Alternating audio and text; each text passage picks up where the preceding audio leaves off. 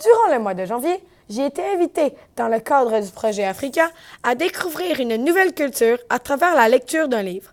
J'ai choisi de lire Félix Vétérinaire, un roman écrit par Marie-Claude Bomzil. Je vais aujourd'hui vous décrire certaines choses que j'ai apprises durant ma lecture.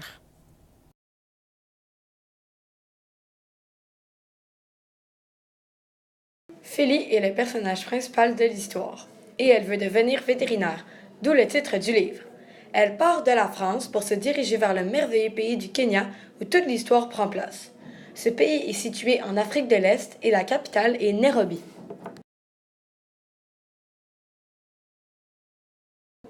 Félix vient de sortir de son école vétérinaire pour faire un stage en tant que vétérinaire au Kenya.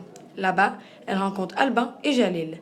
Alban est un vieil ami de son père décédé et Jalil est un ancien ami de Félix qu'elle voyait souvent quand elle visitait l'Afrique avec son père. Au Kenya, elle va vivre des aventures mémorables, comme lorsqu'elle doit soigner un guépard blessé ou lorsqu'elle sauve une mère colobe et son petit en train d'être vendu avec Jalil.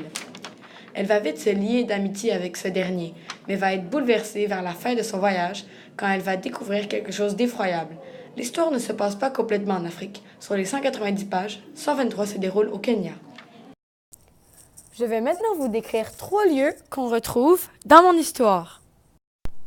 Voici une carte de l'Afrique. Les 2 premiers lieux sont le Kenya et la Tanzanie.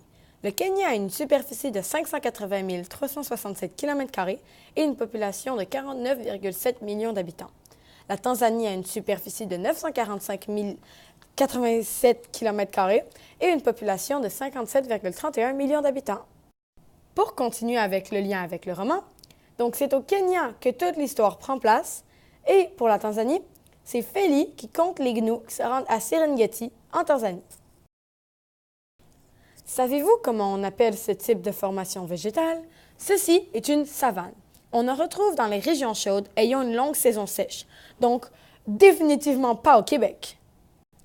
Le lien avec le roman est que Félix est avec Alban dans sa voiture et il roule dans la savane pour rechercher un éléphant. Continuons avec les éléments culturels. Pour commencer, je vais vous parler des Maasai. Les Maasai sont une population d'éleveurs et de guerriers semi-nomades qui résident en Afrique de l'Est.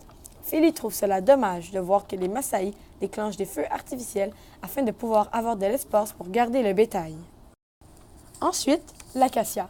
L'acacia est un arbre pouvant atteindre 15 mètres de haut et on en retrouve principalement dans les régions chaudes. Il produit de belles fleurs blanches au début du mois de juin.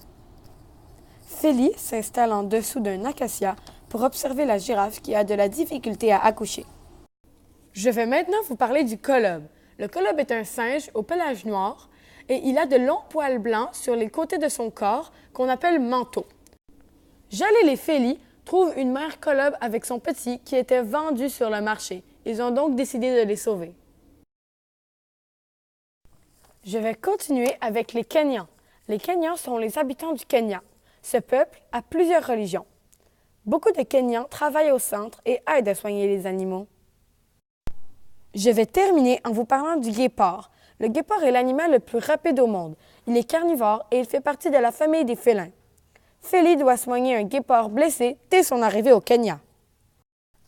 En lisant ce roman, j'ai beaucoup appris sur la culture du pays. J'ai beaucoup aimé ce livre car j'ai aimé comment l'auteur nous parlait de l'Afrique en même temps de nous décrire l'histoire de Félix. J'espère que si vous allez en Afrique un jour, vous allez autant apprendre que moi sur ce merveilleux continent. Merci d'avoir écouté cette présentation et à la prochaine!